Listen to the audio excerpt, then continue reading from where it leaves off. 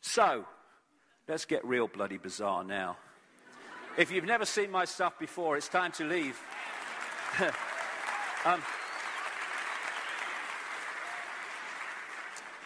Who are this non-human group or grouping behind these particular bloodlines, and how do they interact? I had to go through this, so everyone else should as well.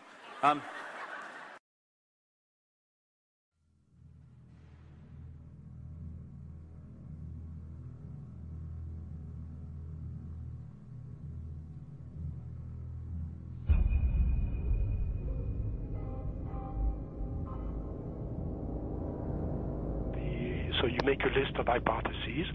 This is obviously not a natural phenomenon, and the extraterrestrial explanation seemed to be the best one. Why shouldn't we know that there's got to be life throughout the universe? So why shouldn't it be able to come here, especially since there must be civilizations there that are thousands, if not millions of years ahead of us? But then, as you get more and more data, you realize that's not what the witnesses are describing. What the witnesses are describing is something that, in many cases, comes out of nowhere, disappears into nowhere.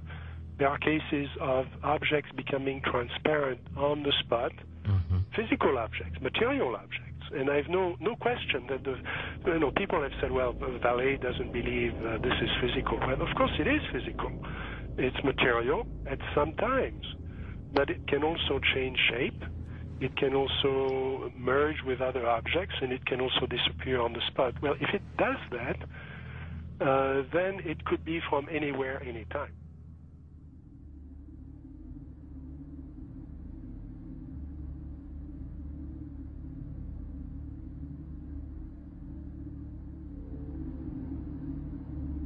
We always try to, to discredit the old legends, trying to say, no, these people were crazy, they thought everything was possible. But now we have the videos, and that's the big difference. Could you believe there are videos now of probably angels in the sky?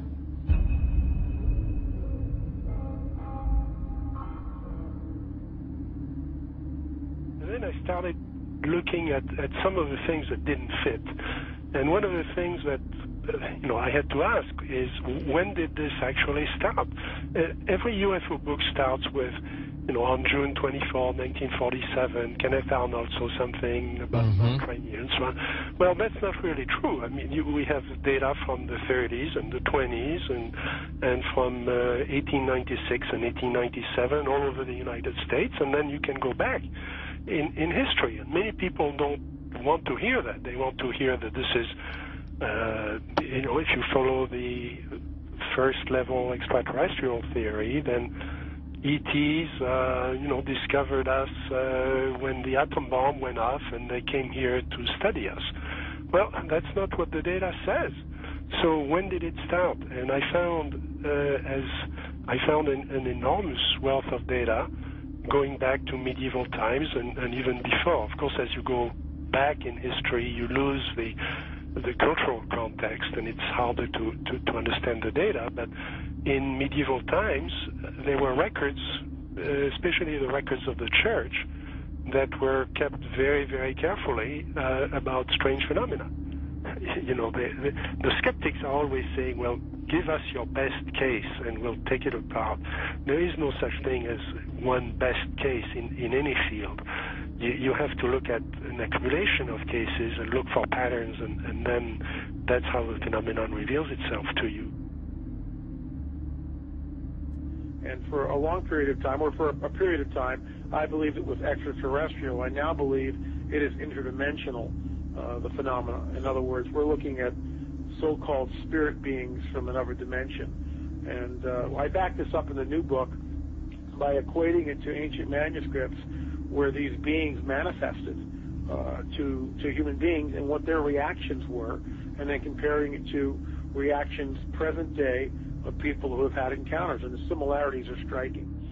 First of all, you say to yourself, why would let's say anyone deliberately crash saucers in Roswell, New Mexico, and then allow the bodies to be retrieved. What are these bodies, in fact? And it took me a long time to figure this out. And this is a theory, okay?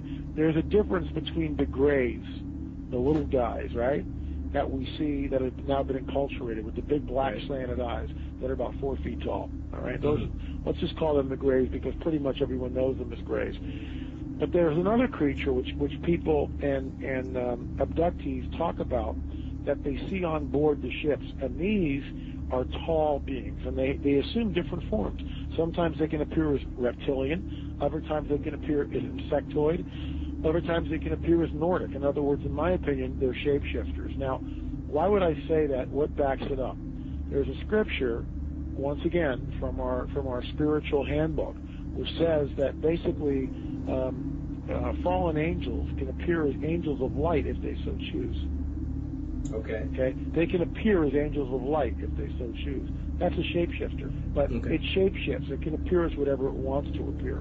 Insectoid, reptilian, who knows what the thing really looks like. In my opinion, it's probably a reptilian.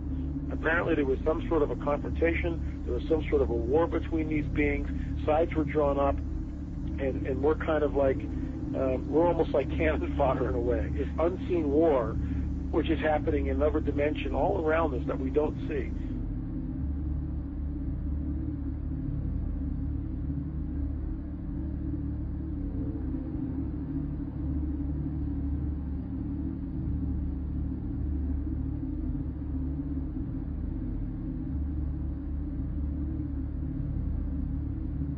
So my point is this: what if the Greys are nothing more than some sort of a biological suit that enables the demons, let's say, to interface in this dimension? That's what I think the Greys are. That's why they're expendable. Me thinking, I wonder if there's some sort of like a biological clone or some sort of a body, if you will, that these demons can interface, inhabit, and then, of course, move about in this three-dimensional time-space continuum.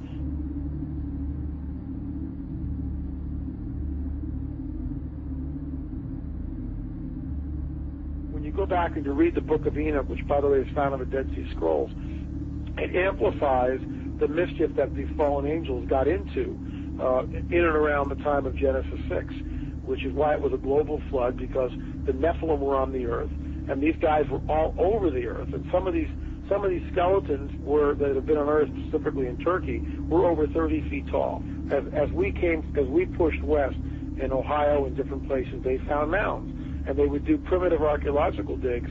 And this is documented. I'm not making this stuff up. They found skeletons, oftentimes, that reached over 9 feet in length, with 6 fingers, 6 toes, and red hair. Now, one of the great mysteries of the West is what happened to these giants. There was nearly 60 skeletons brought out of this cave, but today they're nowhere to be found. Is it that there is some kind of archaeological cover-up that has occurred here?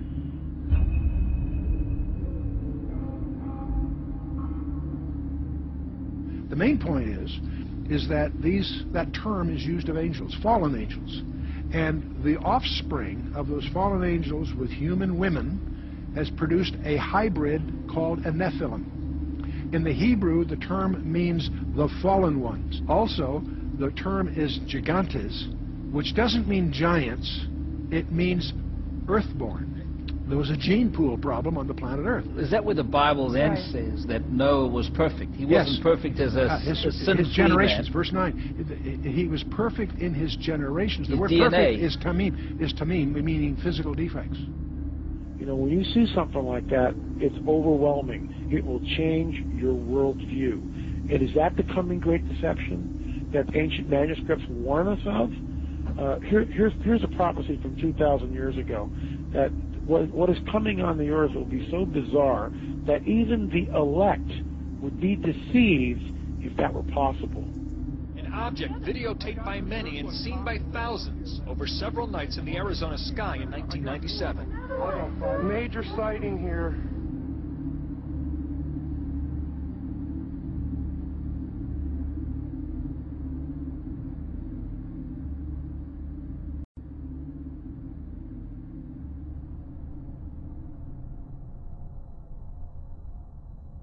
I mean, how can a nuts and bolts spacecraft, you know, two objects that are supposed to be made of metallic steel, fly into each other at thousands of kilometres an hour, become one object and then fly off in another direction? He says the UFOs do not seem to exist as tangible, manufactured objects. They do not conform to the natural laws of our environment. They seem to be nothing more than transmogrifications tailoring themselves to our abilities to understand. The thousands of contacts with the entities indicate that they are liars and put-on artists. The UFO manifestations seem to be, by and large, merely minor variations of the old-age demonological phenomenon.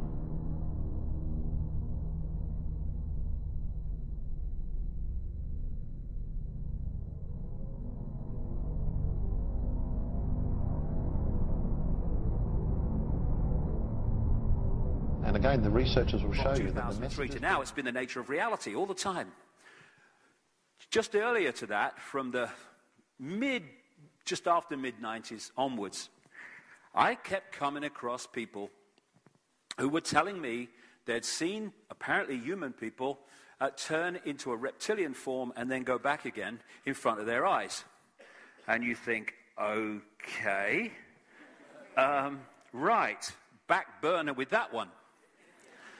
But as the months and the years passed, these were coming at me all over the world. And then I started looking at ancient texts and stuff like that, and accounts, and you could find the same stories being told all that apparently time ago. And there are many non-human entities that are interacting with this reality.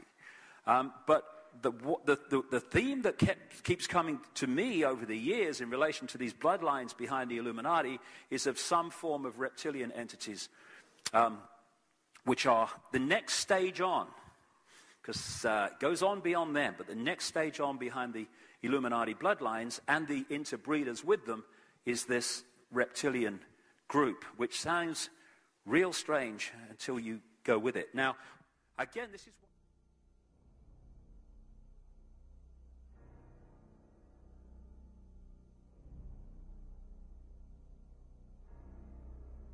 There are many different kinds of entities that do not have a human form, that operate just outside of human sight, and history has recorded them as demons and all this stuff. But the reptilian part of it seems to be very significant to the controlling systems on the planet today.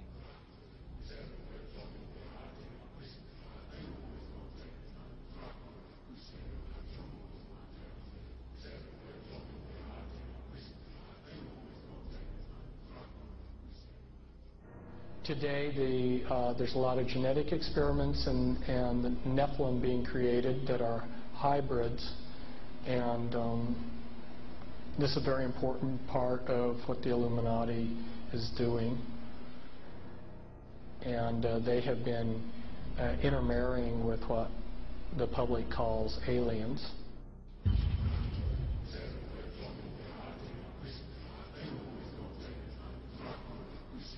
So that these people aren't human as we would know human. They've been pretty thoroughly demonized.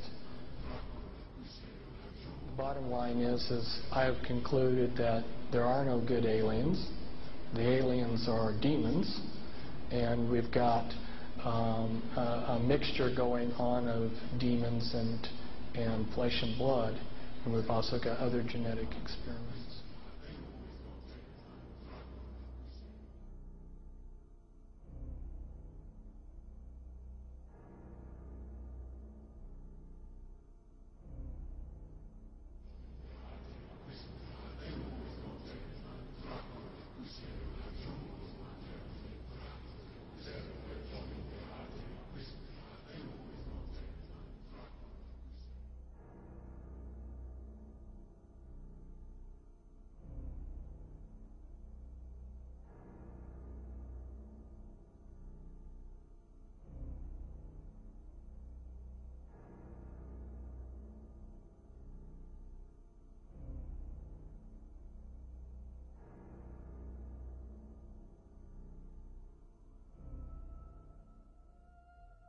They have a vibrational sympathy with that which interbred with them.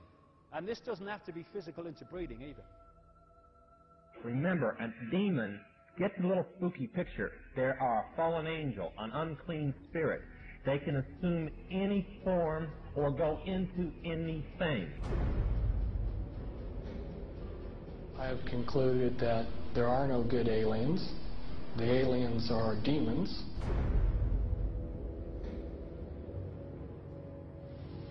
We can establish through this testimony that these objects of extraterrestrial origin have been tracked on radar going thousands of miles per hour, stopping and making right-hand turns. That they use anti-gravity propulsion systems, which we have already figured out how they work. That extraterrestrial life forms have been retrieved, and their vehicles have been taken and studied thoroughly for at least 50 years.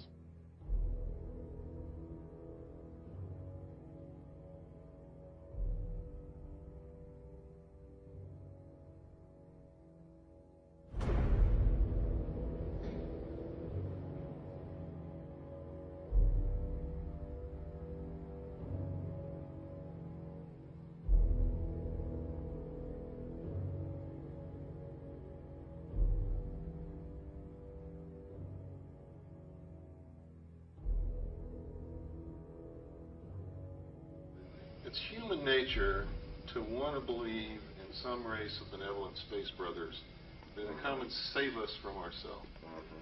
But it's not logical, and you can't make it work any way you look at it. This grand plan is going to take people are going to eat the stuff. Because it says spirits, demon spirits, will declare themselves to be inhabitants of far distant planets in the galaxies that are coming to warn the inhabitants of planet Earth of the impending destruction of the planet unless something seriously proper is done to avoid it.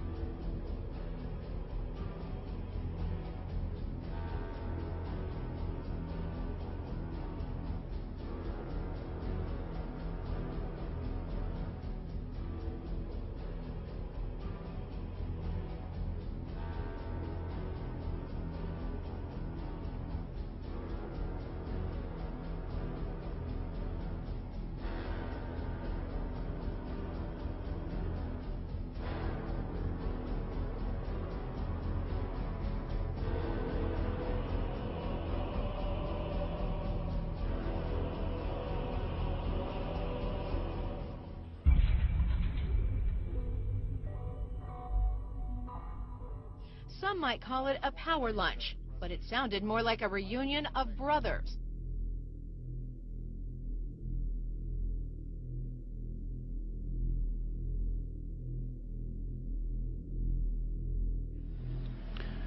The Illuminati were to obtain control of the press and all other agencies which distribute information to the public.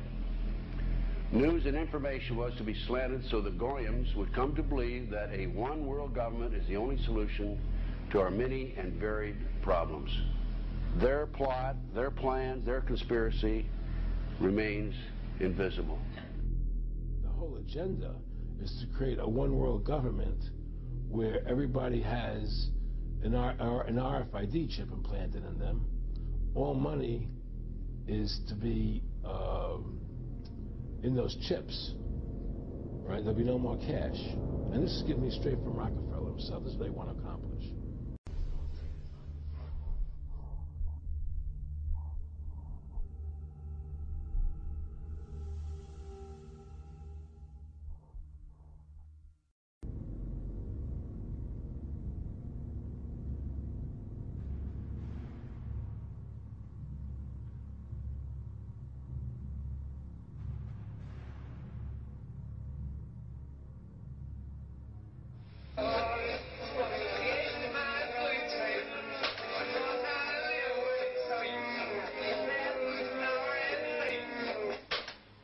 says at the end of this is, he will give you 666.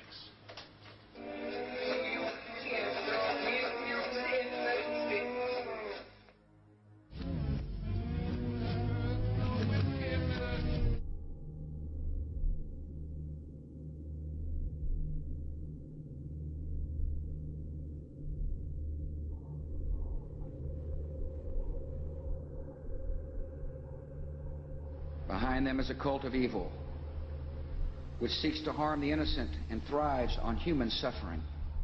Evil has found a willing servant.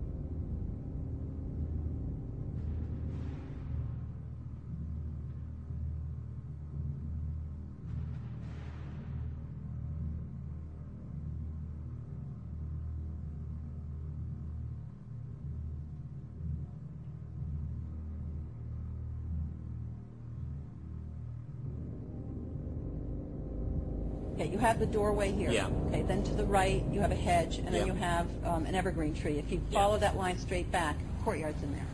Okay. So that's where they have the ceremonies in the outdoor part of it. Part of it was indoors. So we only got to see the outdoor part. Right. We only got to, and to listen to the outdoor part. God only knows what went on indoors. And what did you hear? What was it you know? You managed to get this unique It was access to it. disgusting. It was gross. I mean, they were pretending to murder people. What was the tone of it, though? Was it jokey? Or was it quite No, it wasn't jokey at all. It was sick. It's about the only way I can describe it. It was sick.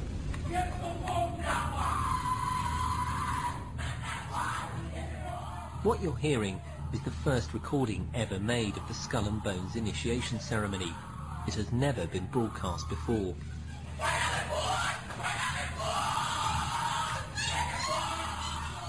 There's the chants too, difficult to hear first of all, but including the devil equals death and death equals death.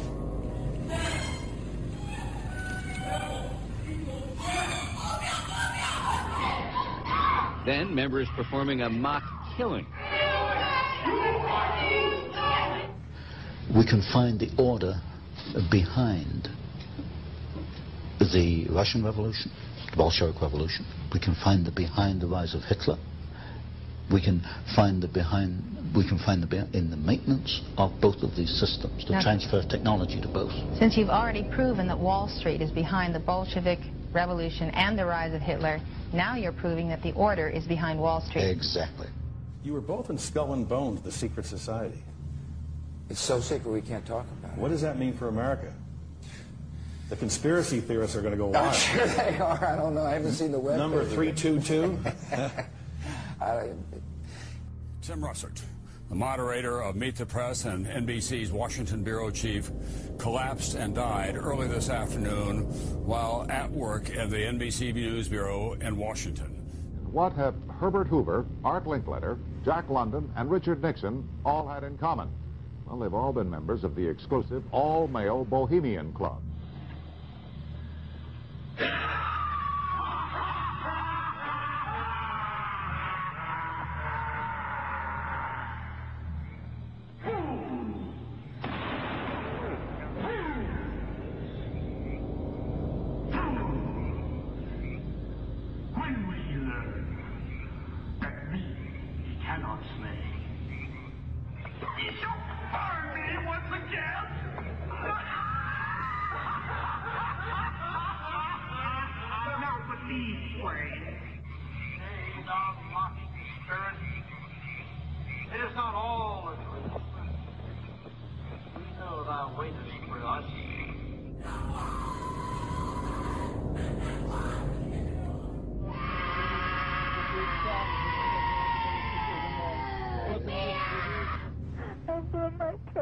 In God. In God. In God. Stay out of the way, Keith. God.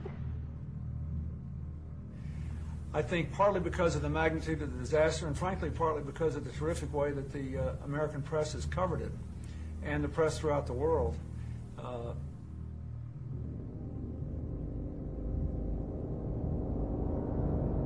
And what that means is, when these bloodline families go into positions of power, what we're actually doing is seeing these entities go into those positions of power.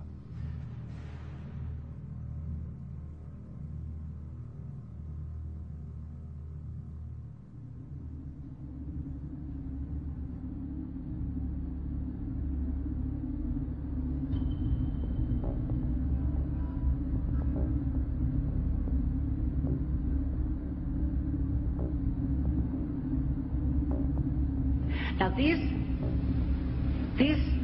guys who are manipulating my mind and programming me for mind control purposes claimed, and these criminals in control of our country as well, claimed to be gods, demons, and aliens, in order that I feel totally helpless, in order that I felt like they were beyond my realm to affect. So these bloodlines can be, quote, possessed, their emotional, mental faculties taken over much more easily than the general run of the population does not have that hybrid DNA, thus that vibrational sympathy, compatibility between the two energy fields.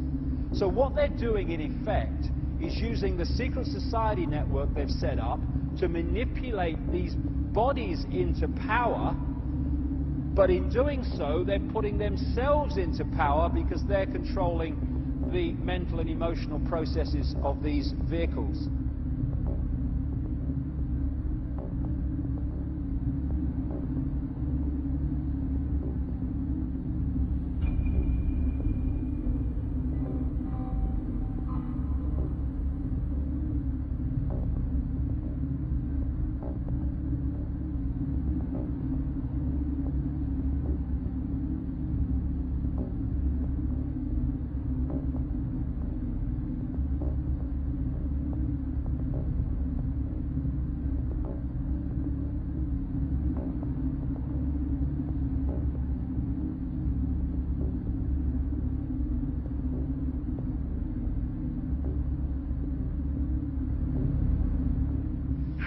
Okay, what we're thinking of as aliens are they're extra-dimensional beings that an earlier precursor of the space program made contact with. They are not what they claim to be. But they're not doing anything. They are not. They want the major population centers wiped out so that the few that are left will be more easily controllable.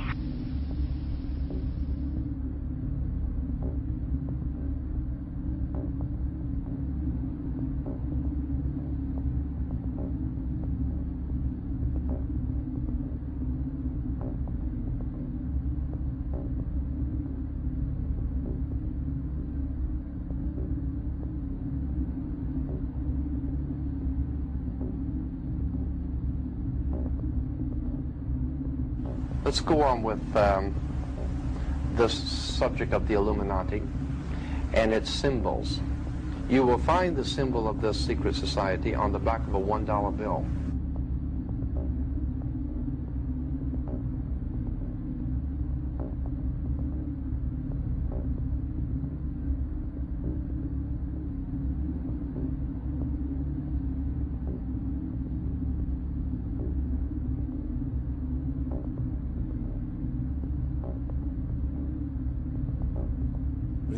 He told me that you're going to see men running around caves looking for Osama bin Laden. You know, you're going to see men looking for, these guys, and they're going to be, He told you it was all going to be bull. It's a phony. The whole thing is a fake. It's a fraud. Was he laughing, or was he just coldly saying this? No, it's more laughing. Cynical. Laughing. You know, it's more like how stupid everybody is. How stupid everybody. We can do whatever we want to do. Hunt down those people who committed this unbelievable, despicable act on America.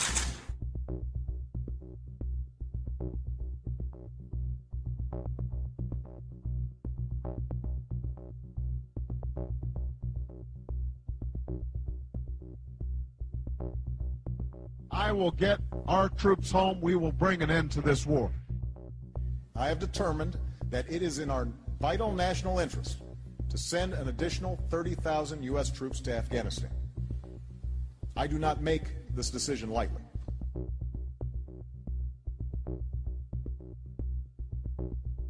All of us who have served in this office understand that the office itself transcends the individual.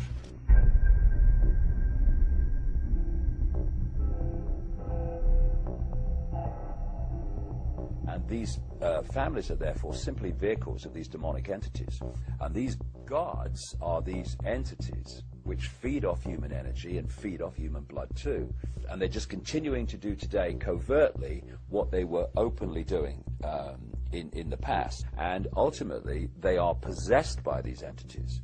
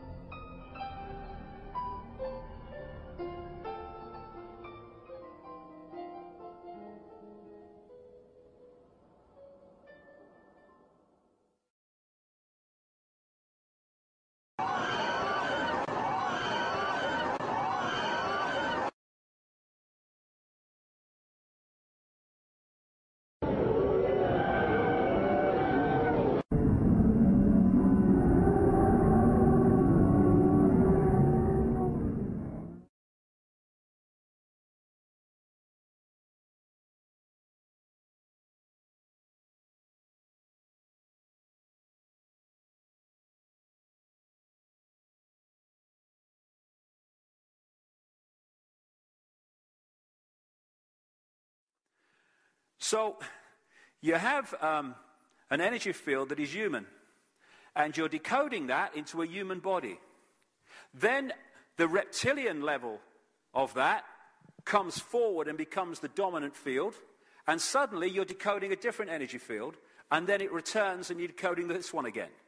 In your decoded reality in the experienced holographic physical world, you see someone human, you see him reptilian, you see him human. Did you see that? It's only going on in here.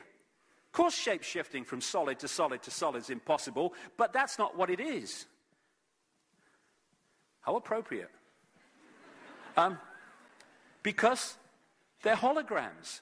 All physicality is holograms. It is an energetic field, and at the end, the level of the energetic field, because it's not solid, it's movable, changeable, and then becomes changeable in the decoded reality as we observe it in their head. That's where shape-shifting goes on.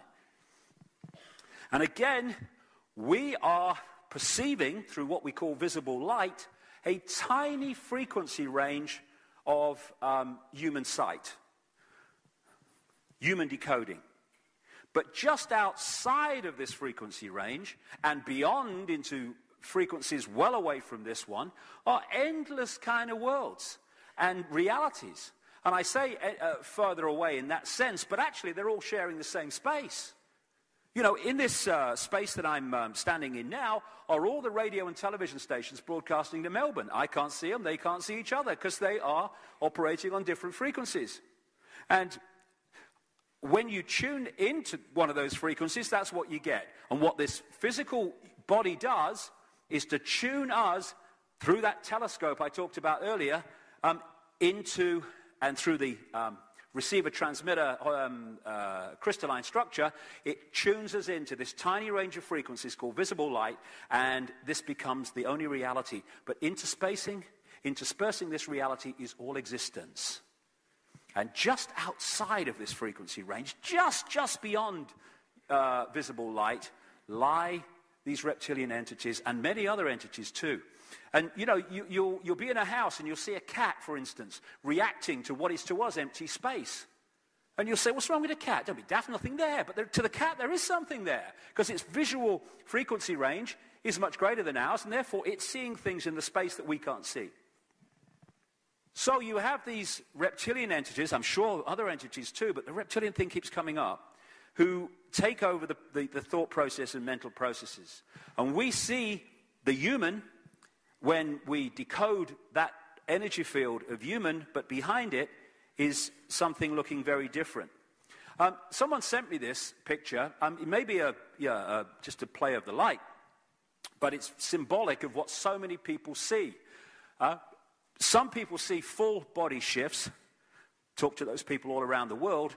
But what seems to be the common theme more than anything is the eye shift, where they take on a reptilian type straight down pupil instead of the round one of the human, very much symbolized by this. And a few weeks ago, a scientist friend of mine called me and said he'd been chatting to an acquaintance of his who's just been doing, I mean, I don't agree with it, but he's just been doing research into iris scan technology, which led him to look very closely at 2,300 eyes as part of this research. And his friend didn't know anything about my stuff at all.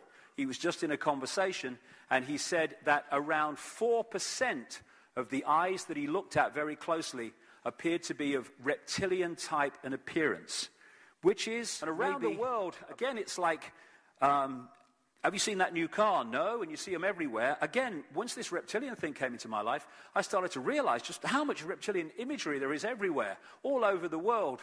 And the ancient myths and stuff like that of the Nagas in Asia, the people who were said to be part reptilian, part human, and could move between the two. And the many images you find portrayed of this coming together of Earth women and this reptilian race, and part human, part non-human, and all the rest of it. These are just a few examples that have been sent to me from around the world, but crikey, there's loads and loads of them that portray the same basic symbol of, again, fighting the snake, fighting the dragon is all part of it. And of course, one of the key stories in the Bible is of the serpent in the Garden of Eden, which, when you read that story in the way it's portrayed, absolutely changed the way that humans acted and saw themselves in the world. When you see the symbolic way that it's talked about. And that was in 1851, in what is now known as Iraq, archaeologist and explorer Sir Austin Henry Layard discovered a library with 22,000 tablets containing what we know to be the earliest writings on Earth. The writings date back to over 6,000 years ago, when the region was known as Mesopotamia, Sumer, and Babylon. Amongst these vast writings is a story which mirrors the book of Genesis in the Bible. It tells a story of a great flood which reshaped the face of the planet Earth and all of her inhabitants. It tells a story of a tower built and the creation of the spoken word. One of these scrolls includes a star map of what appears to be a sun and its planets. The writings include detailed descriptions and maps of our solar system matching what we know today and beyond.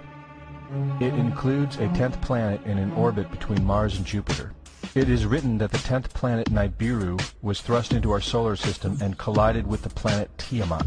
The remaining bulk of Tiamat over time became Eridu, the Earth as we know it, and the rest of her became the asteroid belt. In retrograde to the other 9 planets, Nibiru took orbit around our Sun in a long ecliptic or apogee. Lasting 3,600 years, it passes between Mars and Jupiter. In recent years, based on the patterns of our known solar system, astronomers have been looking for a planet with this same orbit. In search of this planet, they discovered the planet Pluto. The search continues. According to the ancient texts, this detailed information was given to them by the Anunnaki, or those who from heaven to earth came. They described the Anunnaki as a reptilian race of gods which came to the Earth in fiery ships from their home planet of Nibiru, the 10th planet. It is written that these Anunnaki came to the Earth to mine gold and other elements to serve in protecting the atmosphere of their distant home planet.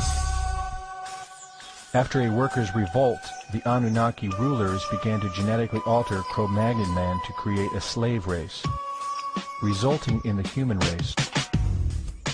It was said that we were created by the gods in clay vessels.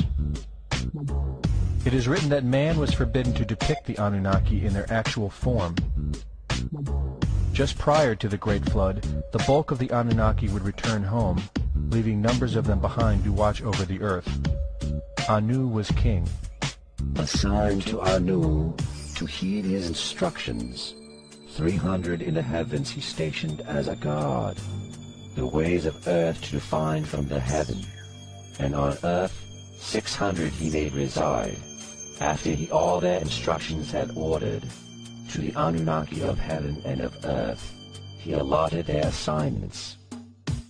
This story of reptilian gods from the heavens creating man is not at all uncommon. It in fact can be found in most every region of our planet. In Japan, emperors claim descent from dragon gods who came from the sky. Australian Aborigines teach of a reptilian race which lives underneath the earth and governs over men. They believe they are descendants of a race of dragon humans. China teaches the serpent queen Nukua interbred with man. India calls these reptilian gods Nagas and claim they seeded their royal families. Throughout the Middle East it is believed a serpent race created man. The book of Genesis tells of giants who came from the heavens to breed with the daughters of man. They are called the Nephilim. In Africa they call them Chitauri, children of the serpent. The royal kings of Africa claim descent from serpent gods who came from the sky. In South America, the Mayans teach that their ancestors were the people of the serpent. The Aztecs were said to be created by a serpent woman. In America, the Hopi Indians believe sky gods came to Earth to breed with their women and refer to them as their snake brothers. The word Sioux means snakes, and Iroquois means serpents. It seems the only places you will not find this historical story is where the history has been methodically destroyed. The descendants of King Anu in Sumeria and Babylon can be traced throughout time. The pharaohs of Egypt were from the bloodlines of the Babylonian kings. The rulers of the Roman Empire can be traced to Egyptian hierarchy. All throughout Europe, the royal families can be traced back to the great Roman emperors. 34 of the presidents of the United States are directly descended from European royalty, with the remaining 8 who are only closely related to these same bloodlines. In 1934, President Franklin Roosevelt placed the Great Seal, originally created in 1782 by the Freemasons, on the dollar bill. Represented in the Great Seal is a pyramid and the all-seeing eye, known to be used by the elusive society of the Illuminati. Strung together in conspiratorial confusion are secret societies such as the Illuminati, the Freemasons, and the Bohemian Club. In 1917, National Geographic did a story on a place in Montreal, California called Bohemian Grove. The story reports a place where the world's elite, members of the Bohemian Club, retreat to in late July and conduct an ancient occult ceremony called the Cremation of Care. Every year in July, the world's leaders, media moguls, and members of the World Bank spend 2 weeks of what is known as a men-only retreat at the Grove. In the year 2000, BBC television show World of Wonder infiltrated Bohemian Grove with hidden cameras and aired the video on the BBC. The video shows the large mass of men donning red and black robes and once again conducting the Cremation of Care ceremony. The altar is at the base of a 200-foot owl, the Babylonian symbol of the god Moloch, the god of human sacrifice. In the video, a body is delivered upriver to the altar where it is set on fire. Upon being aired, members of the Bohemian Club reported that the ceremony is a put-on, merely done for entertainment and fun. This history tells a story of our world leaders having a deep involvement in satanic tradition, worshipping our reptilian overlords, serpent gods. It poses the possibility that we may be and have always been enslaved by our leaders, no different than sheep or cattle. There is an endless amount of information out there which supports this, but don't take my word for it. And it's just another example of the reptilian symbolism all over the place. And when you look at the castles and the stately homes of these bloodlines in the aristocracy, and also in the churches as well, and they're behind them, and they were behind the building of them, then again, you find these what we call gargoyles that have a reptilian feel about them. And the coats of arms of so many of these aristocratic families carry the dragon in various forms.